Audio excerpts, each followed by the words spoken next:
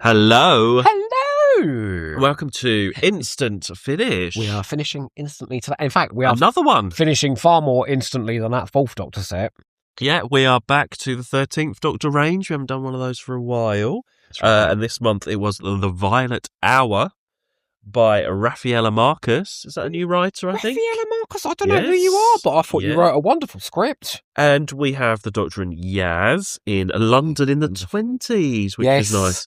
Oh, it's ticking off all those fabulous talents of Wing Chiang. No, 20s, not Victorian times. The 1920s was not Victorian times. Victorian what the hell times. are you talking about? Wasn't Victorian times the 1910s? No, I don't think so. It's the 1890s and the 1910s. Well, the 20s we're talking about, not Victorian time. Fine. But we are doing sort of Gothic London, foggy streets. It's very much like that. Oh, Mr. Jigor, all those girls have gone missing. Very much like that. That with a bit of Unquiet Dead as well in there. No, like Talons. It's all set in a theatre as well. Yeah. Which was interesting more for me. I haven't really enjoyed the last couple of Jodie ones. I didn't. Ride or Die I wasn't a fan of particularly. I loved Ride or Die. But this is more my sort of format. It's a more straightforward story. Land, there's a mystery. You like the one before that? It's the historical one before setting that was as well. Lioness in Winter. I loved Lionesses in Winter, yeah. I like Ride or Die because you couldn't predict where it was going. Yeah. I thought the first sort of half hour I was like, what is happening here? And then it just kept twisting. But this feels more like a traditional, straightforward story. Right up your street. Which is so much easier to just follow, basically. But as well, the sort of story that Jodie didn't get on telly. And I think, actually, if you're going to do trad, and I was just whinging about the Fourth Doctor set and trad, do something that a Doctor hasn't done before. She didn't really get to do much of this, did she? No, didn't get a chance, When she landed in history, it was usually to educate and to make a point about history. Whereas this is literally... it's just historical detail in the back of a murder mystery plot. I suppose the only thing, though, which happened on TV as well, where suddenly the Doctor is like, oh yeah, it's this, it's da-da-da-da-da-da from this dimension, and just knows all the answers straight away. That's always the new series. That is the new series. It's definitely Jodie. It is very Jodie, but I don't know, it just sticks out a little bit, where she just knows all the answers straight away. Yep, I know this, da-da-da-da.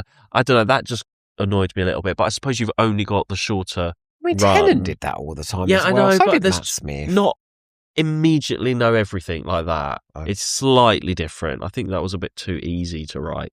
Yeah, that was why. Do you remember It Takes You Away was so great? Because it was the solid track, which she knew nothing about. She only knew the myth of it, but she didn't actually know what it was. But I mean, there's still a bit of this arc going on with this whole tourist thing linked up in here as well, which I'm not 100% following throughout all of this. That's because they haven't explained it yet. At the end of this, they literally start putting together all the mentions of the tourists that we had in the previous ones, in the Vampire Weekend, in Lioness in Winter, in the Mirror, and they're going, okay, so whatever it is, it's following us. And the Doctor goes, well, how do we find something that's following us? And she goes, well, we turn around and face it. And I think that's leading into the next one, which is Roshana Patel the producer has said she's writing the next one. I've forgotten her name. Sorry, I've forgotten your name. Begins with an N. Do you remember her name? I can't remember right now. But no, actually, this is probably my third favourite after Vampire Weekend and Lionesses in Winter, I feel. It was very witty. I thought the dialogue was really punchy. And I thought the performances of the guest characters, much like Cloud 8 recently, they were really, really strong. The woman who played Miriam, it really reminded me quite a bit of the girl from The Empty Child. That sort of Cockney. Oh, yeah. Do you know what I mean? That sort of that realist and just had a lot of personality. Really vivid the second she started opening her mouth. And I loved the fella who played the villain in this as well. A very plummet voice he had. So I thought all the acting was great. What was really clever about this, and this is what the new series audios do really, really well, is how it lent into the emotions of the characters and how these villains, these new monsters that are in this, prey on people's grief and how that manifests at the end of the story. like all good Doctor Who, it uses the science fiction elements to explore something about the characters. And so the twist is not that they want to destroy London, but this poor girl, she wants her sister back from the dead, and the aliens can't understand that's what she wants. So it sort of manifests it as it wants to make everybody dead. And in the end, she gets to communicate with her sister. It's really touching.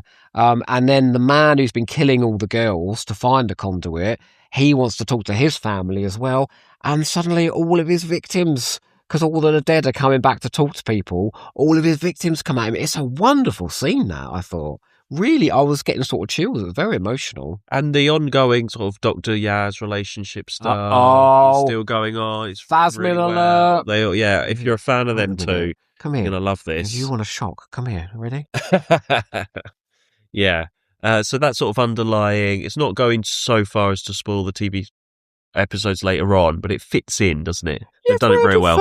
You ever heard of the 13th Floor, the unmade Sarah Jane Adventure story? No. It was going to be a Clyde and Rani story where they sort of go down in this lift into this other realm where time moves at a different rate, and they'd be stuck there for their entire lives. And then at the end, they go back up in the lift and they'd be the same age again, right? But they would have lived a whole life together, got married, had a life, because they didn't think they would ever escape. And it was all going to be about their relationship and realising they want to be together. I think they should do something like that with 13th Doctor and Yaz. I think they could do like an alternative universes type story where you give them like an actual relationship and make all the Phasmin people so happy. I think that would be great. Yeah, that would be fun. Yeah.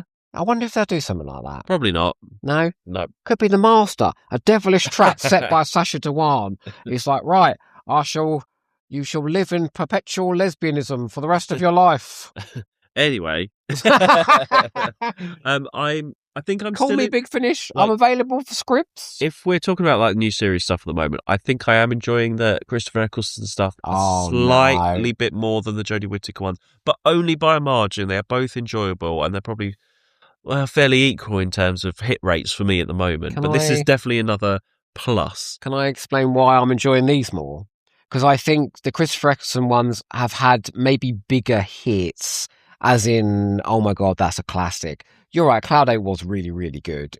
But it was good because it stood out, because it wasn't set on the fucking power estate. And that's why I'm enjoying those ones less, because there's so much obsession with the power estate. I feel like there's no diversity. But that's part of that arc. And then this arc is the variety of the different places they're going. Yeah. And the curation of the different types of stories that we've had so far has been really good. Sort of comedy horror in the first one. Yeah, good opening. What was the second one? Oh, that was the science fiction-y one. Then we had Linus in Winter, which was the historical. And then last time we had Ride or Die, which was a scathing... Yeah, I think that's what's put me off a little bit, that one. But you're mad. I wish we'd done the instant on that one. It had a lot to say, that story. But if you like your story more traditional and straightforward, then give this one a go. Yeah, and I've got to say, the production level on the Eccleston and the Whittaker sets is so good. Do you remember the first scene of this? And I turned to you and I went, God, that was so well directed. Maybe that's the one thing that's better than 1 to 100. The production levels are generally better. But then you would hope that in 30 years things would improve. But no, I would give this a solid 8 out of 10. Yeah, 8 out of 10 for me as well. For this. Yeah, really enjoyable. Yep. And I have to say, I'm very intrigued to find out what this tourist is. Yeah, let's hopefully the payoff for the arc will be good. So let's see. Some twists that have been dropped already, or some hints about who it might be.